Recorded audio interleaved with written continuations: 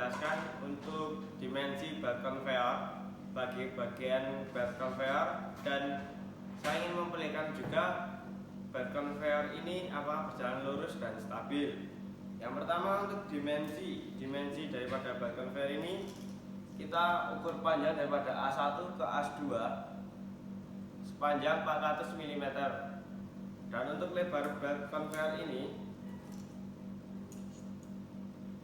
sepanjang 100 mm.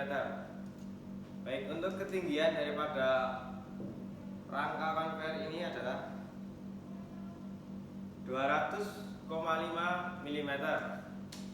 Saya akan mengukur untuk diameter puli daripada belt conveyor ini. Di sini saya ingin menggunakan untuk kaliper.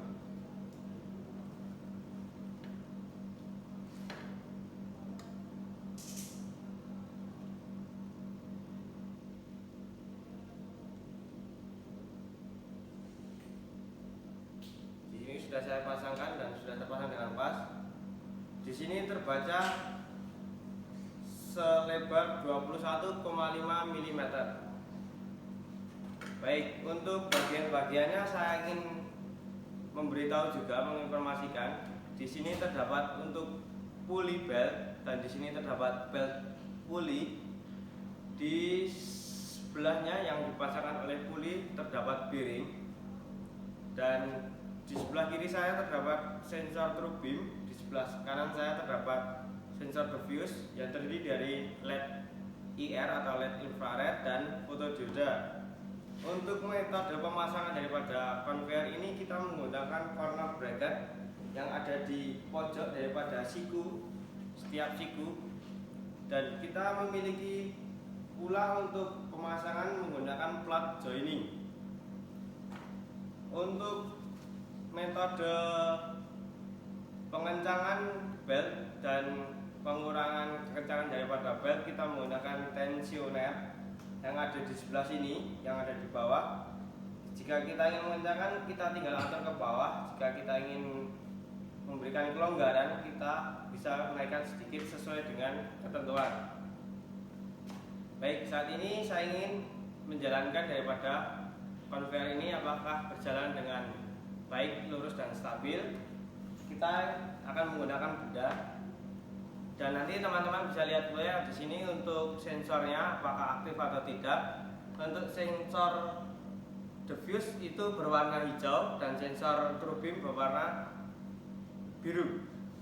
Baik, untuk pertama kita nyalakan daripada power.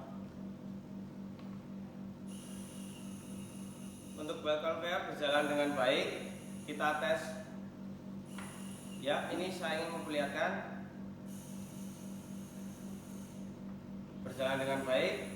Maka kita tes untuk sensornya. Teman-teman bisa lihat di sini. Ini mendeteksi true beam apakah menyala dengan biru, dan diffuse apakah menyala dengan hijau. Teman-teman bisa lihat.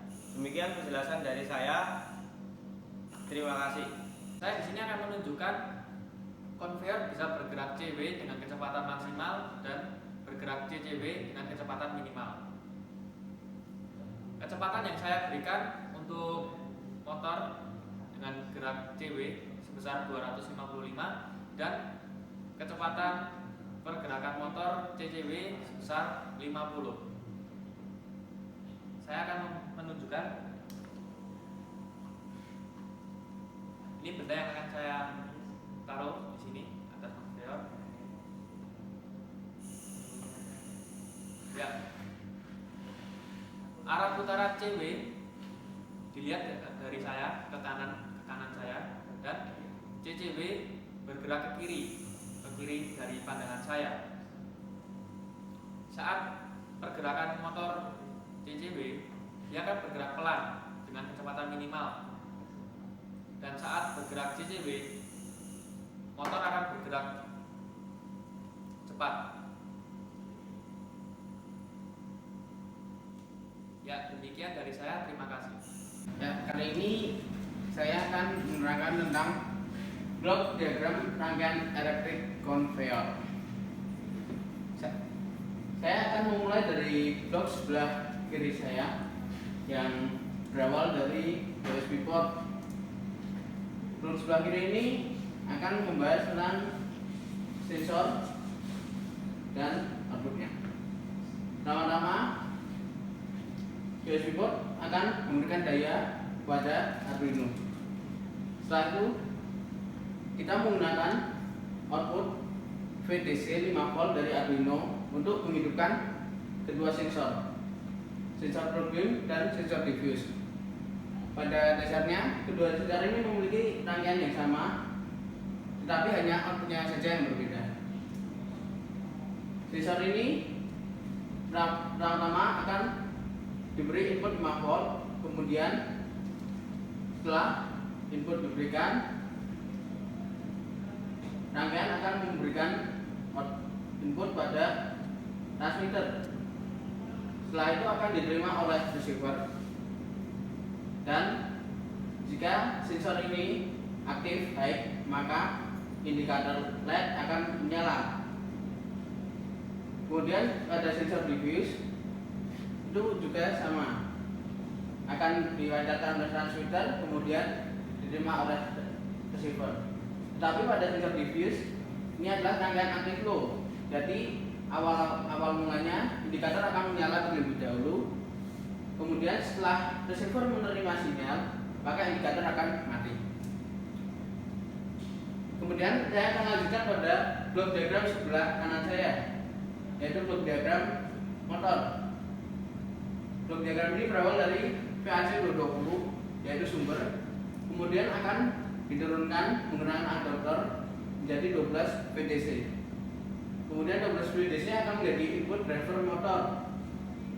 Driver motor juga mendapatkan input dari 5 volt yang berasal dari Arduino. Kemudian program dari Arduino juga masuk ke driver motor.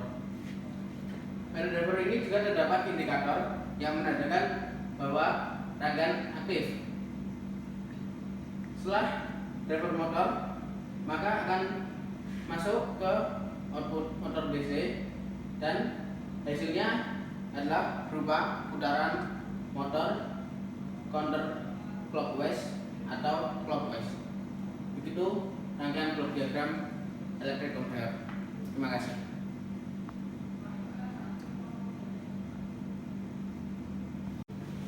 Ya, halo. Di sini saya akan menjelaskan cara kerja driver motor secara singkat. Di sini terlihat driver motor menggunakan dua tegangan, yaitu tegangan 12 volt dan tegangan 5 volt. 12 volt dari power supply dan 5 volt dari Arduino. Untuk cara kerjanya sebagai berikut. Ketika pin 1, H1 dan pin 4 L2 diberi tegangan 5 volt atau diberi logika high pada program, motor akan berputar searah jarum jam. Urutannya sebagai berikut. 1 high akan ke IC, mengaktifkan transistor I1 sehingga terhubung, motor mendapatkan 12 volt. Kemudian yang L2 berada di pin 4 akan mengaktifkan Q4. Saklar akan terhubung, transistor akan aktif sehingga groundnya terhubung. Motor akan mendapatkan supply 12 volt dari sini dan ground dari sini, sehingga motor berputar searah jarum jam atau clockwise. Kemudian logika yang kedua, ketika L1 dan H2 diberi logika high pada program Arduino, motor akan berputar berlawanan arah jarum jam atau counter clockwise. Berikut urutannya. L1 berada di pin 2. Tegangan 5 volt masuk ke IC, kemudian mengaktifkan Q2. Q2 akan terhubung sehingga ground pada motor terhubung. Kemudian H2 berada di pin 3. Di pin 3 akan mengaktifkan ke IC, lalu akan mengaktifkan Q3 aktif, 12 volt terhubung dari langsung ke motor, sehingga motor mendapatkan 12 volt dan ground. Maka motor akan berputar sebaliknya, berlawanan arah jarum jam atau counter clockwise. Demikian penjelasan saya. Terima kasih. Oke, di sini saya akan menjelaskan skema rangkaian dari sensor turbin. Rangkaian ini membutuhkan tegangan 5 volt. Di sini LED R dirangkai seri dengan resistor dan membutuhkan tegangan 5 volt. LED R sendiri akan memancarkan cahaya yang akan diterima oleh fotodiode atau reflektor yang juga dirangkai seri dengan resistor dan dihubungkan ke tegangan 5 volt. Rangkaian ini dinamakan sebagai rangkaian pembagi tegangan dan outputnya akan dihubungkan ke kaki 3 LM358. Nah, kaki 2 merupakan set point yang dihubungkan ke potensio. LM358 sendiri membutuhkan tegangan referensi sebesar 5 volt dihubungkan ke 5 volt. Nah, saat LM358 bekerja, tegangan di kaki 3 dan tegangan di kaki 2 akan dibandingkan sehingga akan menghasilkan output di kaki 1.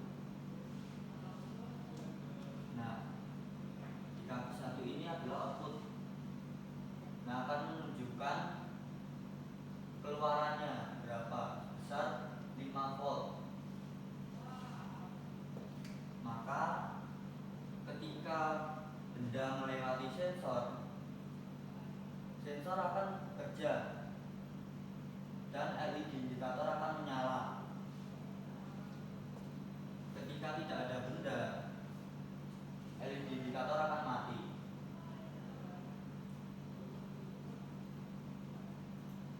Dan ini adalah layout PCB dari rangkaian sensor turbin.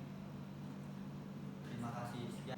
Di sini saya akan menjelaskan rangkaian skematik dari sensor diffuse. Rangkaian ini diberi tegangan sebesar 5 volt. LED IR ini disusun secara seri dan diberi tegangan sebesar 5 volt. Cahaya dari LED IR ini akan diterima oleh fotodioda yang dirangkai seri dengan resistor 10 kilo-ohm. Rangkaian ini juga diberi nama sebagai rangkaian pembagi tegangan. Output dari rangkaian ini akan masuk pada kaki LM358 di kaki 3, sedangkan pada kaki 2 LM358 ini merupakan tegangan set point yang dihasilkan oleh potensio sebesar 5 kilo-ohm. LM358 ini membutuhkan tegangan referensi sebesar 5 volt. Pada saat LM358 ini bekerja, tegangan pada kaki 2 dan kaki 3 ini akan dibandingkan. Dan hasil dari perbandingan ini akan menghasilkan tegangan pada kaki 1. Output dari kaki 1 ini menunjukkan tegangan 0 volt. Maka LED akan mati. Jadi pada saat sensor mendeteksi benda, LED indikator ini akan mati. Berikutnya